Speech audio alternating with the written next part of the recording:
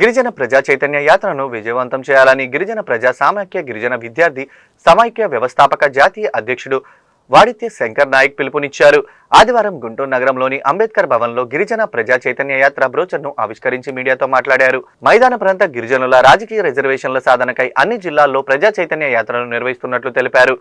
20 లక్షల పైబడి మైదాన ప్రాంతాల్లో నివసిస్తున్న గిరిజనులకు శాసనసభలో ప్రాతినిధ్యం లేకపోవడం విచారకరమని అన్నారు.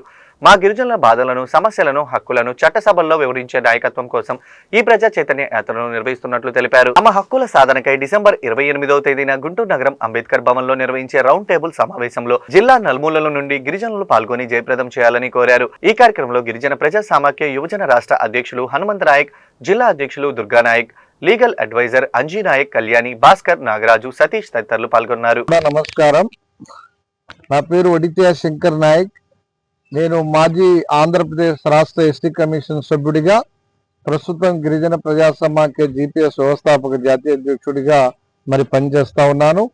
ముఖ్యంగా మైదాన ప్రాంతంలో ఉన్నటువంటి గిరిజనులకి రాజకీయ రిజర్వేషన్లు కల్పించాలనేటువంటి ఒక ప్రధాన డిమాండ్తో గిరిజన ప్రజా సమాఖ్య జీపీఎస్ జాతీయ కమిటీ ఆధ్వర్యంలో మైదాన ప్రాంత గిరిజనుల యొక్క రాజకీయ రిజర్వేషన్ల యొక్క సాధన కోసం గిరిజన ప్రజా చైతన్య యాత్ర పేరుతో ఇవాళ మైదాన ప్రాంతం అంతా కూడా ఇవాళ తిరుగుతూ ఈ ప్రాంతంలో ఉన్నటువంటి లక్షలాది మంది గిరిజనులందరికీ కూడా ఇవాళ రాజకీయంగా మనకు రాజకీయంగా ఈ యొక్క 50-60 సంవత్సరాల కాలంలో మైదాన ప్రాంతంలో ఉన్నటువంటి గిరిజనులకు జరిగినటువంటి అన్యాయం ఏదైతే ఉందో దానిని ప్రజలందరికీ కూడా ఇవాళ తెలియజెప్పడానికి, చైతన్యం చేయడానికి ఈ గిరిజన ప్రజా చైతన్య యాత్ర ద్వారా ఇవాళ జిల్లాల వారీగా ఆ జిల్లాలో ఉన్నటువంటి ప్రజలందరినీ కూడా చైతన్యవంతులు చేస్తూ జిల్లా కేంద్రాలలో ఇవాళ రౌండ్ టేబుల్ సమావేశాలను ఏర్పాటు చేయడం జరుగుతూ ఉంది.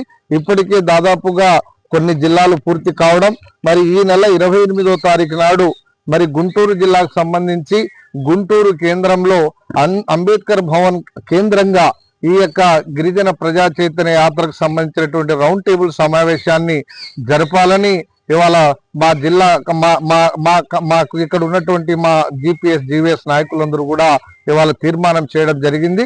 దీనిలో భాగంగా ఈ కార్యక్రమాన్ని విజయవంతం చేయాలని ఇవాళ ఈ జిల్లాలో ఉన్నటువంటి మా గిరిజన సమాజానికి, మా గిరిజన పెద్దలకి, మా గిరిజన ఉద్యోగులకి, మహిళలకి, విద్యార్థులకి, యువకులకి, అదేవిధంగా గిరిజనుల యొక్క సంక్షేమాన్ని, గిరిజనుల యొక్క అభివృద్ధిని కోరుకునేటువంటి ఎవరైతే మా మిత్రులు శ్రేయోభిలాషులు ఉన్నారో వాళ్ళందరినీ కూడా ప్రేమపూర్వకంగా ఆహ్వానించడానికి ఇవాళ అంబేద్కర్ భవన్ కేంద్రంగా ఇవాళ ఈ కార్యక్రమానికి జయప్రదం చేయాలని కోరుతూ ఇవాళ పోస్టర్లని, కరపత్రాలని ఇవాళ ఆవిష్కరించడం జరుగుతూ ఉంది.